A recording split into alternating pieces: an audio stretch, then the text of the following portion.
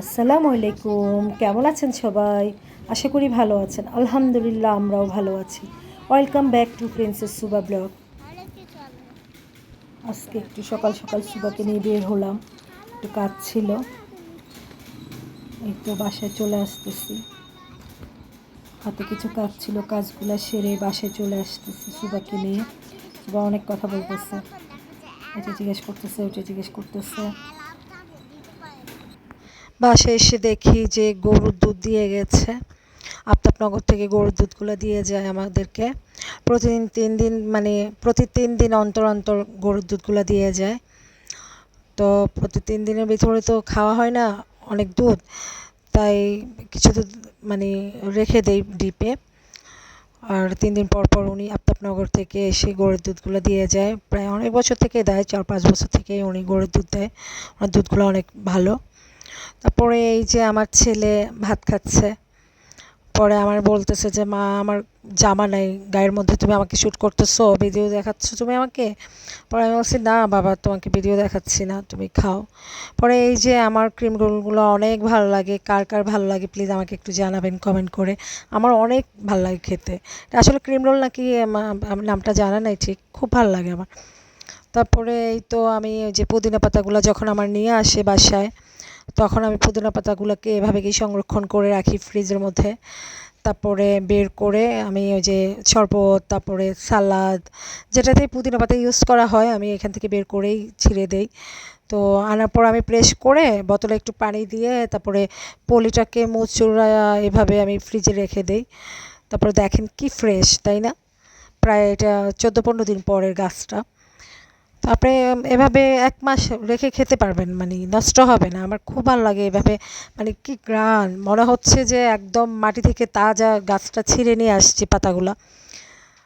Fridge থেকে বের করে যখন এভাবে আমি সালাদ বা শরবতে বা কোনো ডেজার্ট আইটেমে যখন দেই, খুবই ভালো লাগে।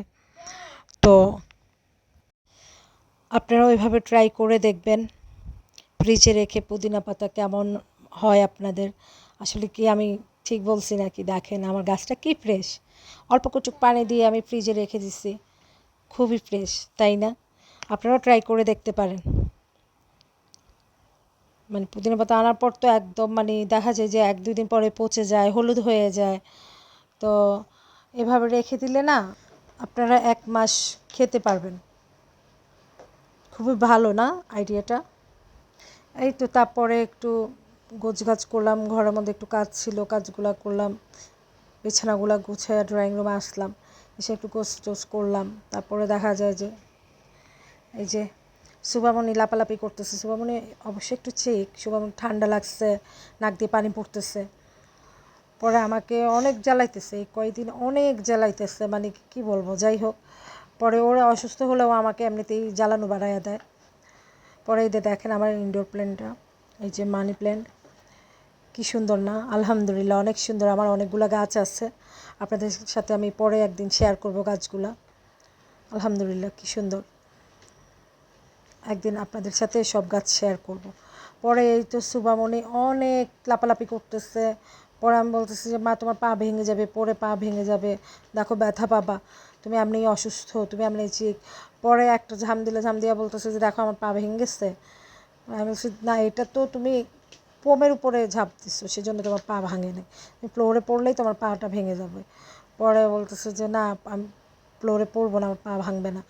পরে এই তো আমার ছেলে বসে আছে, বসে মোবাইল দেখতেছে। আমাকে বলতেছে মা সুবা তোমাকে অনেক জ্বালাইতেছে না, ইদানিং অনেক জ্বালাইতেছে। বলছে হ্যাঁ বাবা, ও অসুস্থ তো, তাই ছোট তো বোঝে না, তাই এমন করে, ও সুস্থ হলে আবার ঠিক হয়ে যাবে। পরে এই তো দেখেন কি করতেছে, সারাক্ষণ এমন করতে থাকে। ওদের লুক আফটার করতে করতে আমার দিন থেকে রাত হয়ে যায়। আপনারা ওদের জন্য দোয়া করবেন সবাই। এই তো তারপর ভাইয়ের কাছে আসলো, এখন ভাইকেও খোঁচা মারবে আর কি। এখন ভাইয়ের কাছে আসছে ভাইকেও খোঁচা মারার জন্য, স্থির থাকে না এক বিন্দু। তো আমার ভিডিওটা যদি আপনাদের ভালো লেগে থাকে প্লিজ সাবস্ক্রাইব কমেন্ট করতে ভুলবেন না, ভালোবেসে পাশে থাকবেন। আপনাদের পাশে থাকাটা আমার কাজ করা আরও উৎসাহিত করে তুলবে আমাকে। তো আল্লাহ হাফেজ, আসসালামু আলাইকুম।